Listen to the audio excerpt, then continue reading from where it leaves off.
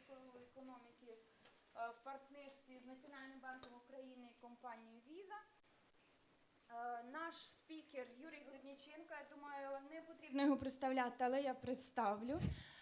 Професор університету Каліфорнія в Берклі, член Міжнародної ради, дорадчої ради Київської школи економіки, один із співзасновників платформи Vox Ukraine і найбільш цитований, чи один з найбільш цитованих молодих економістів України. Я особисто, не в Україні, у світі.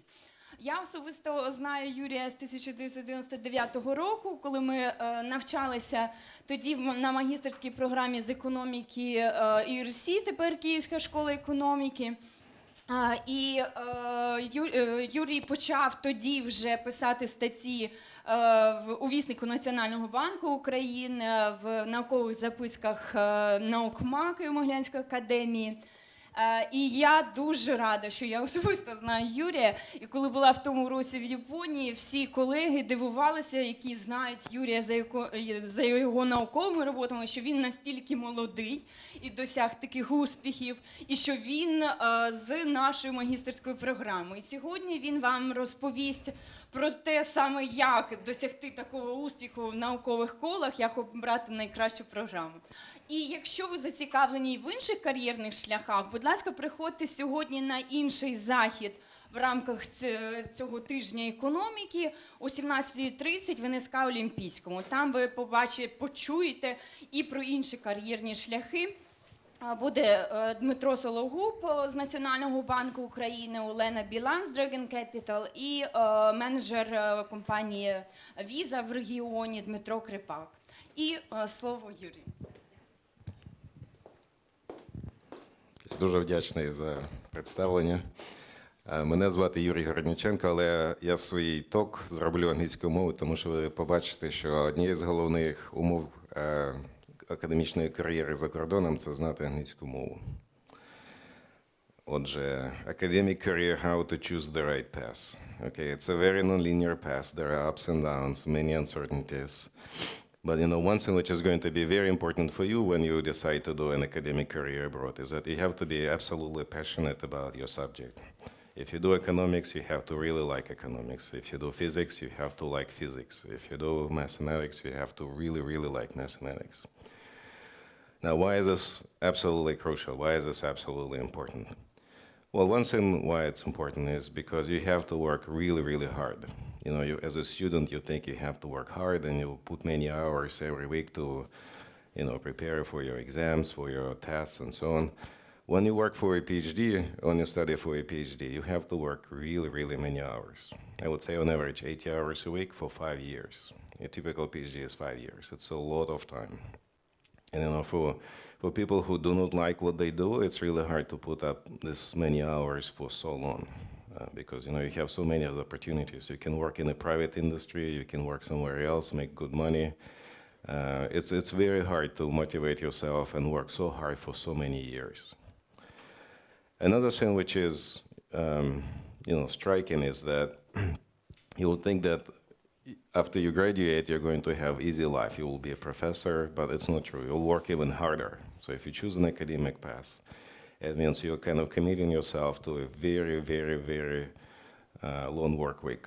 You're going to work a lot. Another thing which is really striking about academic career is that you have to do a lot of things independently. There is no boss for you. There is nobody who will tell you you have to work on this topic or that topic. You have to pick yourself what you would like to work on. And this is a very difficult challenge for many people because, when we're in graduate school or when we're in college, we're typically told what we need to do. You have to study this and this chapter. This is the set of problems you have to be able to understand or solve. Nothing like this works in academic work. At some point, you decide for yourself what you want to do. There is really no right answer. You have to come up with right answers. Nobody is going to tell you you have to come to work from 8 to 5. You regulate your hours, and it's very, very hard for many people because you have to motivate yourself, discipline yourself, and do this over and over again for many, many years.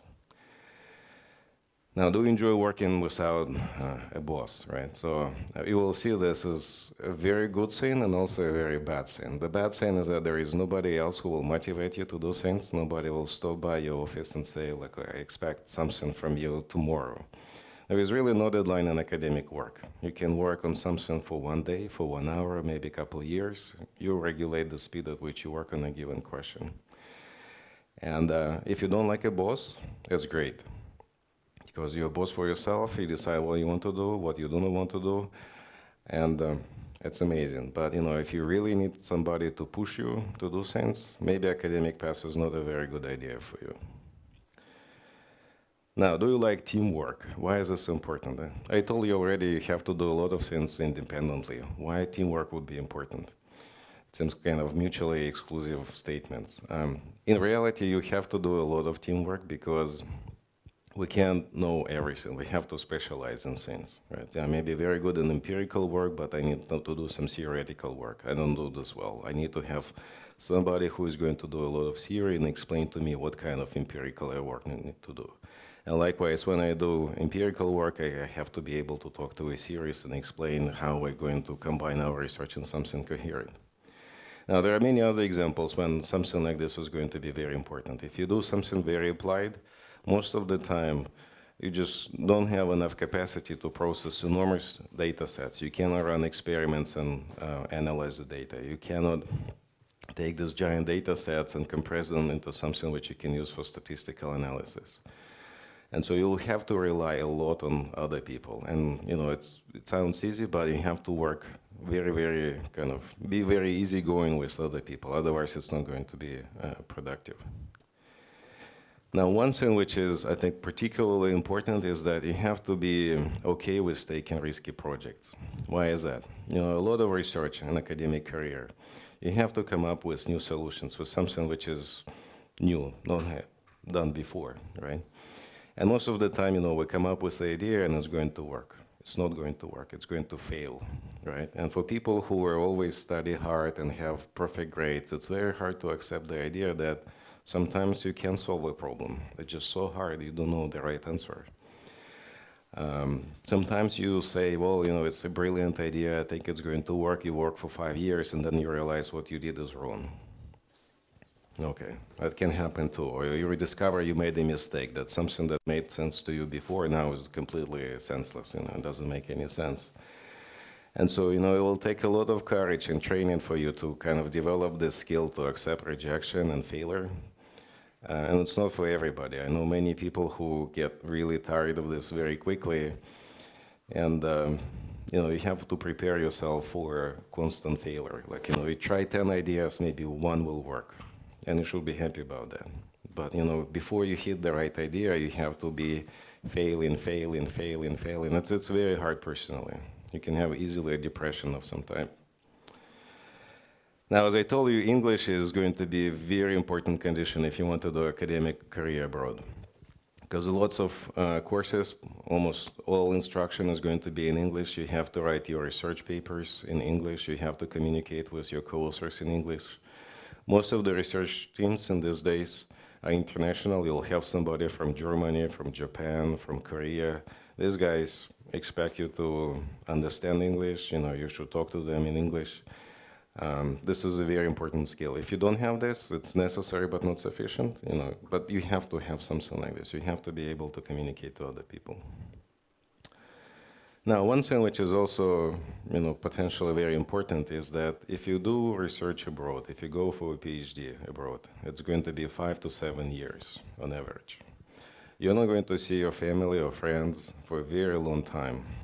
When I was a graduate student, I was very homesick. I wanted to go home, and it's long distances. So, you have to be prepared to be away from your parents, from your friends for a very long time. It may seem like an easy exercise, but, it's very hard, especially if you're in a different country when you don't know how to buy things, even do basic stuff like, buy a cell phone or buy groceries.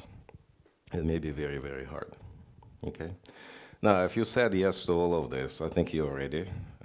Let me give you also a more formal link where you can look up more details about what you need to do specifically, what kind of tests you need to do, like you have to take a GRE, you have to take TOEFL, you have to write your application, you have to have recommendation letters, all this kind of things. It's all described here. Okay.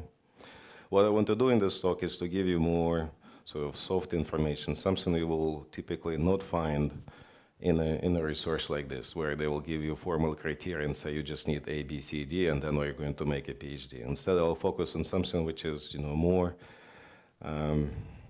what I call soft information. It's not written anywhere. It's like, common knowledge. Everybody knows about this, but it's not written anywhere.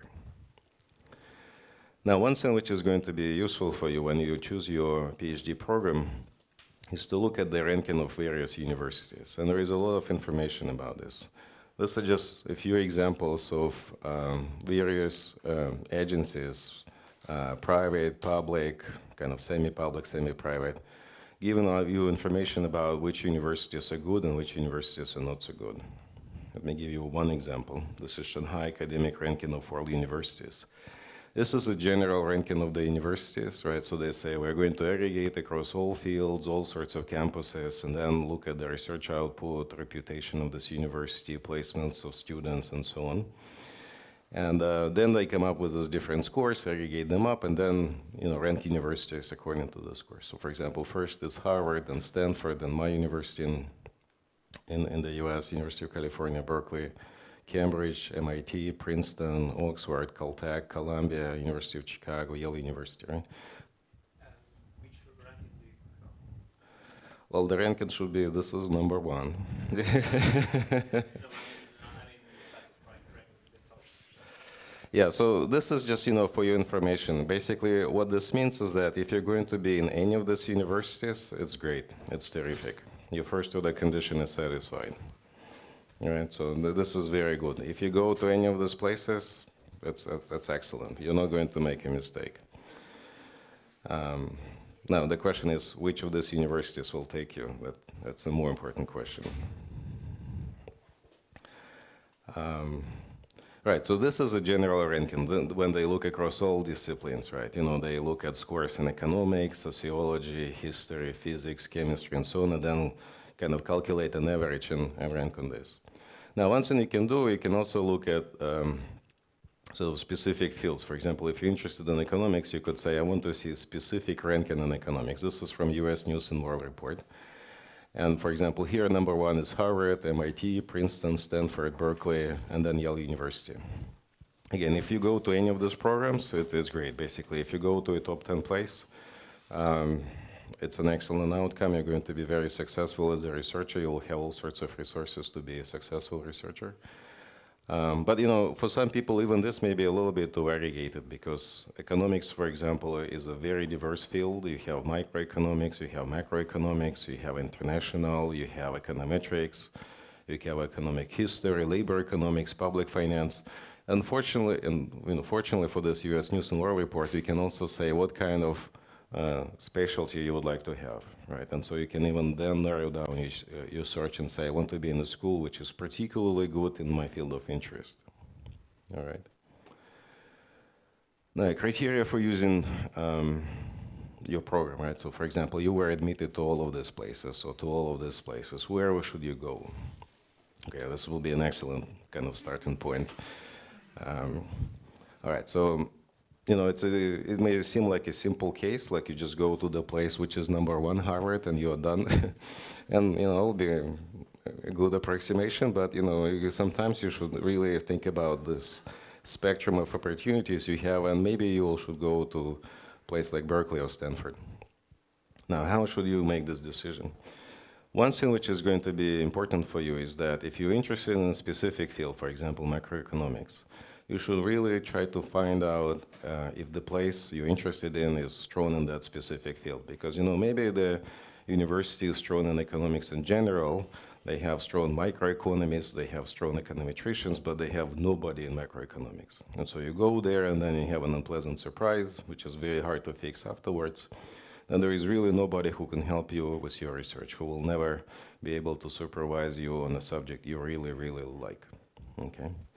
Now, this is very easy to do. Once you know where you're admitted, you just go to the website of this university, of this Department of Economics, or whatever department you would like to do, and you see the list of faculty there. They typically say what kind of fields they do, what kind of research they have, and you have to find somebody who is very good for you, right? So it's kind of the basic criterion. You look for a professor or research team who will be your supervisor. And this is going to be an extremely important decision, because once you go there, you become a student for somebody, this person is going to have an ultimate control over your future, right? So if you do well, he will place you in a very good job. If for some reason you don't get along, it's going to be a total disaster. And so you should really do a lot of background search and try to find out about this professor as much as possible. What kind of graduate students he or she has? Where do the students go? Sometimes you can just email his or her students and say, what would you tell me about this professor? You know, is he on time meeting students, or is he always late? Does he give you feedback or not? It may seem like a lot of basic questions, but you know, they're extremely useful, because once you go in a place and become a student for somebody, and your destiny is sealed. You can't change pretty much anything. It's very hard. Now, another thing which is going to be very important is that when you choose your program, you should look at how deep this program is. Let me give you an example. Suppose I want to do, you know, a very special type of macroeconomics, and there is a very special professor in the university of my choice. But there is only one person doing this in this university. Now, you may think that the mobility of people across universities is low, and this person is going to be staying in that university for a very long time, but it's not true. People move all the time. You don't want to go to a place where there is this one person, you totally depend on that person, and then this person, for whatever reason, it may be a personal reason, or maybe health reason, or whatever reason, decides to move to another place, and then you're going to be stuck in a program with nobody who can talk to you about your subject. And so, you know, one way to kind of resolve this problem is to say, well, I want to choose a program where at least, you know, 5 faculty are doing something which is interesting to me. And then you have some sort of insurance. By the law of large numbers, it's extremely unlikely that, you know, all of them will go immediately or within like next 5, 6, 7 years. Okay. So in this sense, you should look for a deep program, something which is not necessarily obvious, but it may be very important. Also, another sense how kind of you can use deepness is the following. Suppose you go to a graduate program and you want to do a particular type of field, say like, you know, fancy macroeconomics. But then down the road in your PhD studies, you discover that actually, you know, you're interested in something else. You're interested in econometrics. Now, again, if you have a deep program, it's going to be very easy for you to move from one faculty to another, because you have strengths in every subfield of economics. But, you know, some departments, some universities are very, very specialized. They'll have extremely excellent faculty in macroeconomics, but they have mediocre faculty in microeconomics. Okay? So when you look for your best program, you should look for places where you have strengths in pretty much every field of economics. For example, if you want to do economics. If you want to do physics, again, you should do the same for physics, because people change subjects all the time. Okay? Now, there is another university nearby. This is, again, a very useful dimension. Most of the time we don't think about this because, for example, in Kyiv, there are lots and lots of universities, and you know, you can have a seminar here or a seminar in another university, and there is a lot of mobility. There is a lot of action going on. But in many countries, in the US specifically, many universities are located in what is called college towns. It's like, you know, a university in the middle of nowhere. Like, I don't know, will be Umань. I don't know. Umань is a good city. I don't want to offend people from Umань, but you know, it's somewhere like pretty far from everything else. And then, you know, if you live in this kind of town, it's hard to kind of expect a lot of intellectual life outside, you know, kind of immediate university. And ideally, you want to have a situation that, you know, say you have Harvard, and then a few miles away you have MIT, right? And so if something doesn't work out at Harvard, you can always, you know, seek advice from another university in MIT. Or for example, in Berkeley, we have Stanford University nearby, so we can always go there and get some feedback or help or a joint project, something like this. So if you choose your program, you know, this may be a very important dimension for you. Now, one thing which is going to be very material but very important is when you go and study for a PhD, there is this very important financial aspect. Who is going to pay for it? Okay? You shouldn't pay for it. It's not worth it. The university should pay for you. But the details are going to vary a lot across universities. The best deal would be when you get a fellowship, which means you have to do no work for the university. They'll just pay you because you're so smart, and they want you to be around. That doesn't happen very often, but it's a possibility.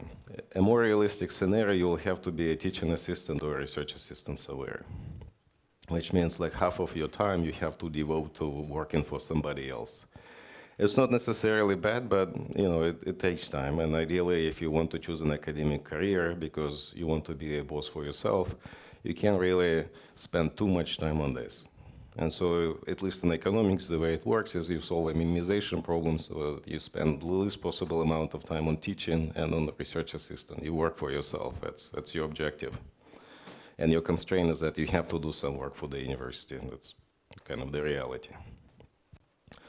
Living conditions. Again, so there is a lot of variation, and it's not immediately obvious. But there is, again, a lot of variation in terms of where you can live. You can live in a small college town like Uman, or you can live in Kyiv or Lviv or something like this. Now, you may say, why would I live here if I can live here, right? You can have New York or Ithaca, right? Ithaca would be like 50,000 people. New York would be many, many millions.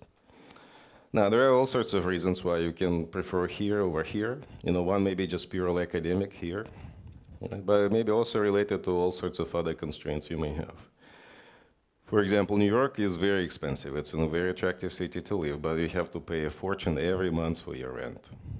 It's going to be a lot of money. And whatever they give you here, they also solve a minimization problem. They give you the least amount to make sure you survive. You don't die of hunger. And so, for example, if you have children or if you have a non-working spouse, this may be a very, very binding constraint. Very binding constraint. Now, also, most of you are very young people. You don't have to worry about, your spouses or children. But, in many cases, you have a boyfriend, a girlfriend, or maybe your husband and wife. You have to think about what your significant other is going to do for the next 5-6 years. Because it's very easy to imagine a situation, you're very busy doing research, and then your wife or husband has to occupy himself or herself for the next 5, 6, 7 years with something, right? And unfortunately, if you do this PhD in a foreign country, the options for this person may be very, very limited because they need to have a work permit, all sorts of things. And so when you choose where you want to be, you have to think about what will happen with this person. Is it cost effective? Can you afford this? Maybe there is a possibility that this person may be also enrolled in another PhD program or some sort of occupation with the university. This is something very important to consider. Okay. Now, what is the life of a PhD student? There is this wonderful website called phdcomics.com. It has like tons of comics about life of the PhD. I think it's a great description of how it works. This is, your life cycle in the PhD. Your vacation is actually very, very short, so it's not a big deal. But you have all sorts of variation. You have stress, you check your email all the time, you have existential crisis, lack of confidence here. It's classic here. Another thing which is, I think a very good description is that you work all the time. And it's very easy to get caught into this cycle when you work during the night and sleep during the day or the other way around. Well, anyway, it's very funny. Then you have to write grants all the time because, you have somebody has to pay for your education, and very often it comes from funding from outside. Now, you have to do this all the time, basically. Every month you have to write a grant proposal. Okay. Now, in reality, it's much more complicated, right? So it's very nonlinear. Procrastination. Okay, so that's a great slide, I think, because, you're the boss, you control your time. This is how it should work. You procrastinate when you don't have a deadline, but in reality, you procrastinate when you have a deadline. That's unfortunately the reality. Marriage versus PhD. I always show this to prospective students. Typical length, it's actual fact, 7.5 years in the US. This is how much on average it takes a PhD in the US. It begins with a proposal. You also have a proposal here. Culminates in a ceremony in a gown. Yes, it's true. Usually entered into foolish young people in love. This is another type of foolishness. 50% end in bitter divorce, bitter remorse, right? So you just want to get out from the PhD.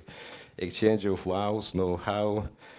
When you graduate, that's a great question, right? So here you're lucky and you're kind of always there. If you're lazy, you can be a PhD student for the rest of your life. There is really no way to get rid of you from the university perspective. Now, this is kind of obviously very funny, but let me say a few kind of good things and bad things about being a PhD student and life of a PhD student. Let me start with the good stuff. For me, it was some of the best time. I really enjoyed it. It was a lot of fun. Why was that? Well, because, I like learning new stuff, and as a PhD student, you're going to learn so many new things. It's just incredible. You go to a PhD program, and you typically think, oh, I know everything. No, it's not true. You know nothing. You will know a lot more when you graduate. Okay. Now, another thing which is really amazing is that, you think I'm in a very prominent university, very smart people around me. You go to one of these leading PhD programs, and you'll be amazed how smart your people around you are in these places. They're like really, really cream of the crop. And, I enjoyed immensely being around these people. It's extremely productive, a lot of fun. Now, what's also fun about being in the PhD program is that you always try to push the frontier of knowledge. You look for new answers, new solutions. It's really rewarding and incredible. Now, one thing which is great about graduate school is that, you don't care about exams. That stage is done in your life. And so what you do, you really just take courses because you want to tool up, learn something new, or because you really have to do it, but even if there you fail, it's not a big deal. You can take this course again, and you can keep doing this for years before they kick you out. Now, you're the boss, right? So this is great, because if you don't like having a boss who will tell you, okay, you have to do X, Y, Z by tomorrow, this will never happen here. You can do whatever you want. Nobody will tell you what you want to do. You choose your research topic, you choose your pace. You have total control in your life, okay? Now, not so good things. You have to work a lot. Forget about weekends, vacation. This is not going to work. You'll have to work all the time, all the time. I really mean it. I already told you that you have to try very many things before you make your idea work, because it's not like you have a textbook with a problem set and there is one right answer. Most of the time there is no answer, or there is no right answer. There may be multiple answers. And especially if you work with empirical work, there are so many choices, so many possibilities you should and can try before you find a solution. It just requires a lot of patience to keep trying before you make it work. I already told you about this. Learn to accept failure. You try many things, many of them will fail. Almost all of them will fail. Only eventually you have this eureka moment when you say, aha, now it works. But before you get there, it will be very, very difficult, very bitter. Okay. One thing which is also was very striking for me was that, well, because you have so super smart people around you, everybody expects you also to be very super smart and know everything. And so nobody is going to tell you how you should do things. They'll just tell you, do X. How do you do X? Nobody will tell you. And so you'll have to go and find by yourself, for yourself, how you go from A to B, from B to C, and so on. This, for me was very hard, because I always expected that my professor will tell me, okay, so this is the checklist of things you need to do. It doesn't work like this. You have to do everything yourself, and that's very hard. One thing which is also very hard to learn, and it's not written anywhere, is that PhD takes a lot of time, 5 to 7 years. Okay? Nobody expects you to solve some big problem in just one night, right? Or 1 week, or even 1 year. Okay? And we have this tendency to try to solve the problem as quickly as possible, right? We want to work through the night, have a solution by tomorrow. It's not going to work like this. It's not a sprint. You have to run a marathon. You have to prepare yourself for that, okay, I have this very complicated problem. I'm going to split it into smaller problems. Today I'm going to solve this small problems, this small problem, this small problem. And keep doing this for a very long time. It's very hard to kind of switch to this regime, but once you get there, I think it's very useful. Okay. Now, I told you this is a good sign, it's also a bad sign, because nobody will call you in the morning and say, Yuri, you didn't come to work, I want to see you. No, it doesn't happen like this. And given the natural tendency we have to procrastinate, you can really end up in a kind of black hole when you don't know what to do, you got depressed, you don't have an idea, nothing is working, total failure. And if there is nobody who will kind of pull you out from this, your boss, right? He will say, I don't know, it's good enough, it will work. That may be very, very dangerous. Now, what does it do for you to have a PhD? Well, people will call you doctor, right? So they call me Dr. Городніченко, which I find very funny. Once a year, you will dress in gowns and have these funny hats. I also have one of this. Looks like a pajama, really, but that's very funny, looking at me at least. But more seriously, what a PhD will do for you. You have many more opportunities after you graduate with a PhD. One thing, obviously, is to go and work in a university or college. I'll tell you more about how much money or whatever you can get from there. But for me, I'm working in academia. It's a great job. You have a lot of job security. You have no boss. The structure is extremely hierarchical. Nobody will tell me what I should do or shouldn't do. I choose my topic, my students. I have total freedom. It's totally amazing. Another thing you can do, you can work for the government. Right? So they really want to have highly educated people, at least in Western countries. To make sure that when they develop policies, you have cutting-edge knowledge, you have cutting-edge tools. Now you really come up with something which is really the best state-of-the-art technique. You can also work in international organizations, United Nations, IMF, you name it. These are great places to be, right? Very exciting. You travel the world, you see lots and lots of things. They also want to see a PhD because they have to come up with policies. And they really want to have people with a lot of background, sort of information, training, and so on. Okay. You can also work in the industry. If you really want to make a lot of money, you go here. And for example, if you have a PhD and you work for Bank of America, some sort of hedge fund, your salary is unbounded. You can do whatever. If you do physics or engineering, you don't go to work for Bank of America, you'll work for other companies, but they will also be very, very generous. These are great jobs, right? But you'll have a boss, so it's unfortunate. Now, where you can work, this PhD business from any of these universities is basically opening doors for you anywhere. You can work in China, Korea, Germany, US, Canada, Mexico, Ukraine. For a long time, you couldn't work in the US because Ukraine did not recognize PhD from these places. For example, when I was looking for a job, I was told I can be a research assistant or a teaching assistant, but I cannot be a professor. That's not true anymore. You can be a professor in Ukraine if you get a PhD from Harvard, but before, no. Anyway, so why is this important? Well, it's important because the world is very big. Ukraine is a tiny island in this, giant world. And there are so many job opportunities out there and so many possibilities for us. We should be really open to going anywhere and be kind of global citizens in many ways. Okay.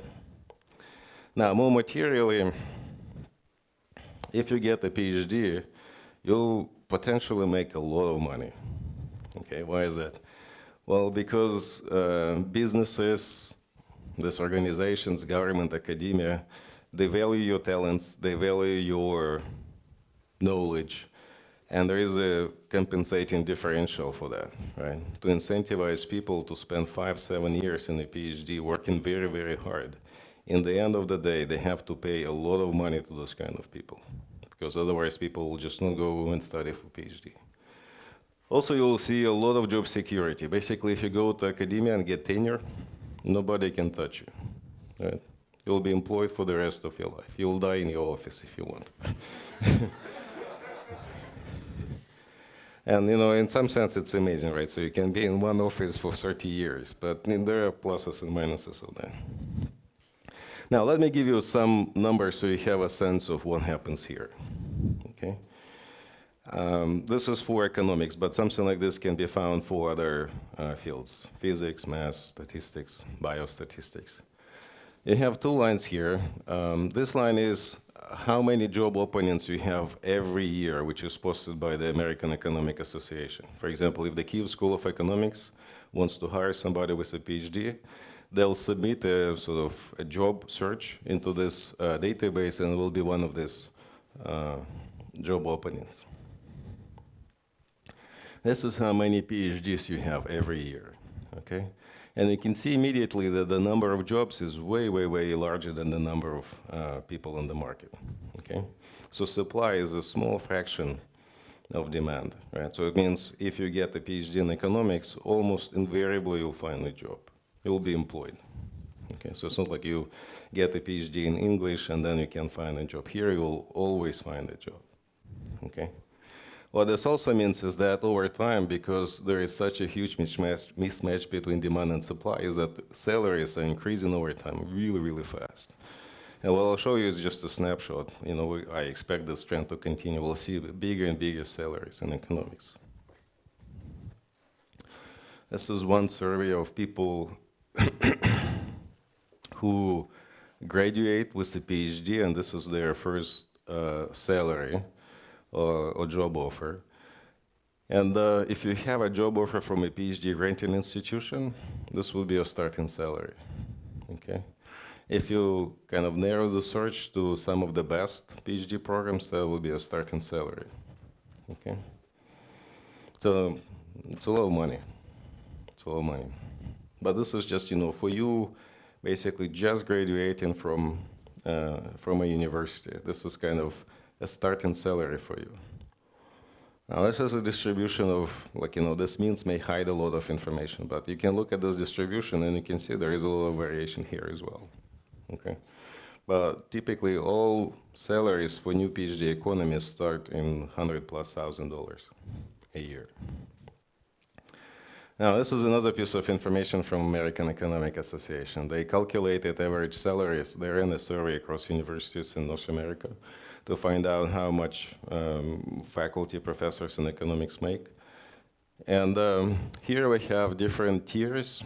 So this will be something like Harvard, Berkeley, MIT. This will be places like Duke, Maryland, and kind of lower ranked programs, okay? So it's one dimension. Now here in columns, you have average salaries for new hires. So these are assistant professors typically enter in position. When you graduate, you become an assistant professor in university. This is when you get tenure, basically. You have a lifelong contract with the university, they can fire you. And professor is sort of the terminal position in the university when, you're kind of a top guy and you actually participate a lot in the decision making at the university, okay? Now, consistent with I showed you before, the starting salary is $150,000. Associate professor is more. Once you become a very successful professor, your salary should be something like $300,000, okay? Now, when I applied for PhD, I didn't know any of this, okay? So I was just doing it for the love of economics. It turned out to be a very good decision. I can't say I'm making this much money, but I would like to. And what was striking for me is that typically in Ukraine, we think of academics as, people who kind of have a subsistence level income and, they kind of migrate between jobs, they have multiple jobs. In the US, it's not true. And it's actually a very respectable, very well-paid occupation and position, okay? So in this sense, it kind of pays to spend 5, 6, 7 years in a PhD program and then have this kind of payoff down the road. All right. Now, if you have any questions, I'll be happy to answer.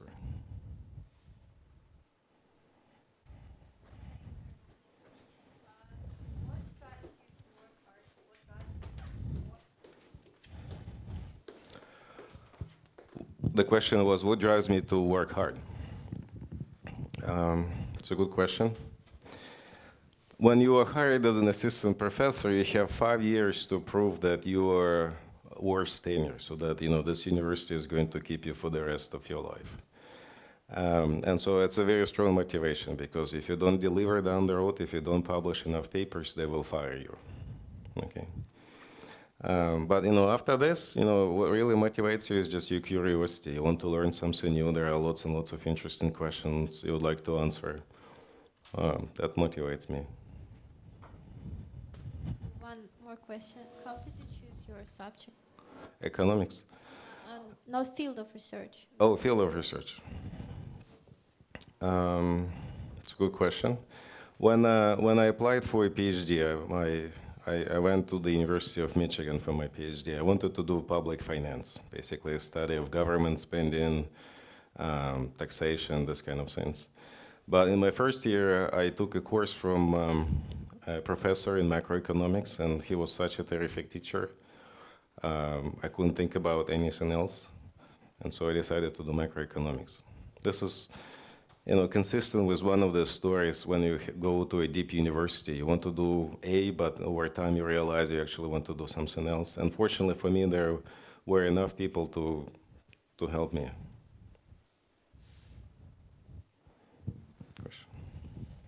I know it's a lot of the top American universities, there's a whole publish and perish, like you mentioned, some of which say publish a book or perish. So I was wondering if you could just kind of elaborate on how that feels as a researcher, as a professor, and what plans you have for your research, if you want to elaborate on that a little bit. Thank you. Right, so it's true in the US, I guess more generally in North America, there is a lot of pressure to do publications, publish or perish. If you publish, you survive. If you don't publish, you die, disappear, perish. And the reason why it's so powerful is because to make this transition, you have to publish a lot of work. There is a lot of variation across fields, what kind of things you should and shouldn't publish. In economics, it's mostly research papers. People don't expect you to publish books. Books are very hard to write. It takes many years. It's also extremely risky. Because if you have to write a book, you probably have to spend 3, 4, 5 years doing your research, then put everything in writing. Then it's a very long and complicated process with your publisher because they want to sell the book, make the money. So in this sense, it is very hard. But writing and publishing papers is also very complicated. It's not like you write a paper, send it to a journal, and they'll take it immediately. Usually, it's a very painful process. It's part of this rejection idea. You send a paper to a journal, they'll say, "Oh, no, it's not good enough. You have to do A, B, C." Then you work for a year to fix A, B, C. Send it to another journal, and I'll tell you, no, it's not good enough. You have to do X, Y, Z, and then you do X, Y, Z, and it may take many, many years. I guess a fresh example, I had a paper which was written in 2012. It was accepted in an academic journal just now. So it took me 5 years to publish it. It's a lot of time and effort. You have to be extremely patient. You have to believe in yourself, have a lot of confidence. Otherwise, it's not going to work because you constantly hear a critique like, you are not right, this is wrong. And you have to have a certain stamina and kind of belief in yourself to survive in this. What are you researching right now? Well, I'm researching on it now. So tomorrow I'm going to present at the National Bank of Ukraine conference a paper about what is called secular stagnation. Secular stagnation is an event when economy is growing at a certain rate and then it slows down and grows at a permanently lower rate. And this seems to be a situation in most developed countries now. Before the Great Recession, before the global financial crisis, economies grew very fast. And somehow, after the recession, we never caught up to, initial trends we projected before this crisis. And so what we want to do is to understand why these economies don't catch up to the initial projections.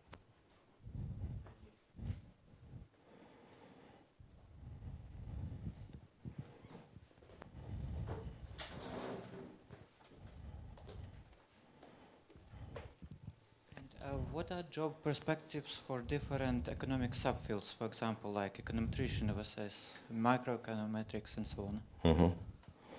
There is a little variation. If you want to do macroeconomics, I'm doing macroeconomics, so I'm not impartial. If you do macroeconomics, you have great prospects because most of the time you will have job opportunities in the private industry. Like, for example, Bank of America, Chase, Deutsche Bank, they will always need to have a macroeconomist to make projections for GDP, inflation, unemployment, and so on. Also, central banks really want to hire macroeconomists because this is their bread and butter. They want to understand the relationship between inflation and employment, what's going to happen with this, what kind of policies we need to do. Also, in academia, there is a strong demand for macroeconomists because students want to understand why we have Great Recession, why we had Great Depression, why do we have global financial crisis, how this all sorts of problems in one country get spread to the rest of the world. So some fields like macroeconomics have very broad kind of job opportunities. If you do something which is more theoretical, like high-level econometrics or game theory, then your prospects may be more narrow. You have to go into academia,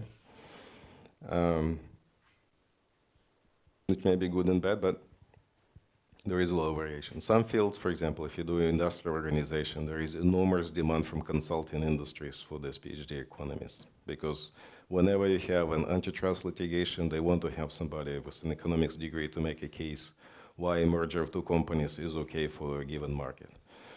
Another example of Iowa would be something like Amazon.com. It's a giant company. They employ lots and lots of people, but until recently they had only relatively few PhD economists. And now they discover that they actually lose a lot of money, but not by not hiring these people because they don't price goods as well as they should be, right? And so they miss many, many profitable opportunities, okay? And surprisingly, they wanted to have theorists, they wanted to have econometricians, they wanted to have all these fields, people from fields which are not typically thought as something which is terribly marketable.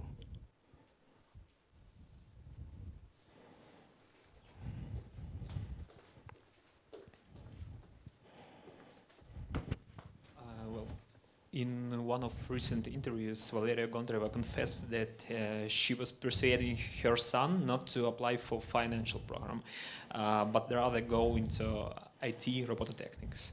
As she put it, the former profession is the profession of the past, and the later the profession of the future. So, how do you think? Do you agree with this thesis? Do you agree that finance or maybe even economics is the profession of the past? Okay. Right. So I read that interview. It was a very interesting kind of motivation for why I want to do robotics instead of economics. And it's true, some types of economics will disappear. A lot of things economists do is basic forecasting. And if you just want to minimize mean squared error or some other notion of the fit of your model, you don't have to have really smart economists. You can have machine learning, and this can replace people. But lots and lots of things economists do is not replaceable with machines. This reminds me of the story when I came first to Ukraine and I said I was an economist. Somebody told me this anecdote when a young child asked his parents that, I heard Karl Marx is an economist, is it like Aunt Sonia? And I said, no, Aunt Sonia is the chief economist. So this kind of chief economists will disappear, but economists will not. And in terms of what do you want to do? I don't know how much people make in robotics, but I think they make less money than people in finance and economics. Right now, and I think in the future. One explanation why this may be true. There was this famous story when a bank robber was asked, "Why do you rob banks?" He said, "This is where the money is." Okay. If you do monetary economics, there is always money there, right? So you have to make a lot of money.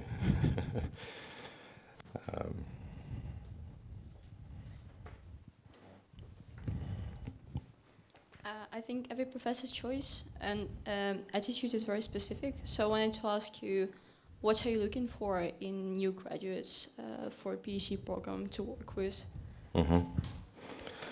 Okay, so I was the chair of admissions, PhD admissions in Berkeley in economics department for a few years. And to give you a sense of competition, every year about 1,000 people, maybe a little more than 1,000 people apply to our program. We admit about 50 people, and about 20 people will come to our program because most people are admitted to several programs. Imagine like it's a huge competition. Basically, 2% of people eventually come to our program. Okay, how would you choose across these people? It's very hard. It's very hard because we have lots and lots and lots of smart applicants. And so what you look for as the chair of admissions is somebody who has excellent grades, right? Somebody who can be on time, write tests, answer correctly questions. Another thing which is much, much, much harder to establish, but presumably it's much, much, much more important, is that you look for creativity of this person, the ability of this person to do independent research. Unfortunately, the way educational system is set up in Ukraine, it doesn't foster this dimension, and that's very bad.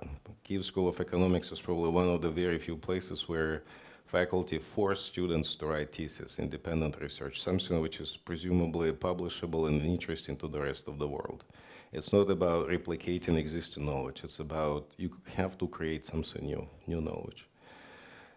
And so when I look for a graduate student, I want to see somebody who is very good with grades. No B's, no C's, nothing like this, all excellent. You have to have a very strong record of research. You have to be a research assistant for somebody, show that you can write a paper, research paper, be a co-author in a research paper, have some sort of research experience. Okay. Oh, by the way, Vitalia is going to join Berkeley this year, which I'm very happy about.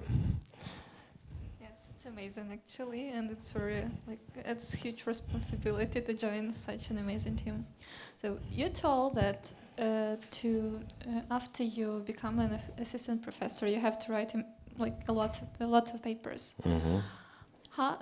Could you tell us how many papers you wrote at once, during 1 month, on how many papers you worked on, maybe several, and that you survived the stage suggests that you are really good at organizing yourself.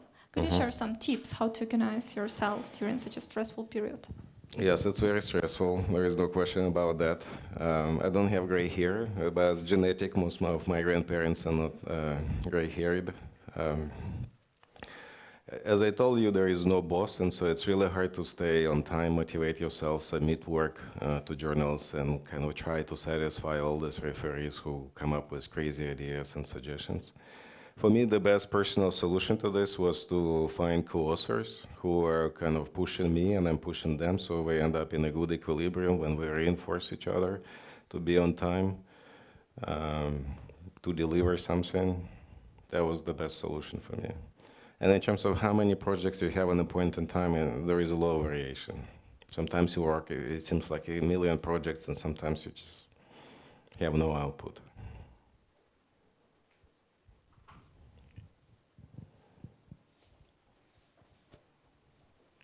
Okay, well, thanks very much.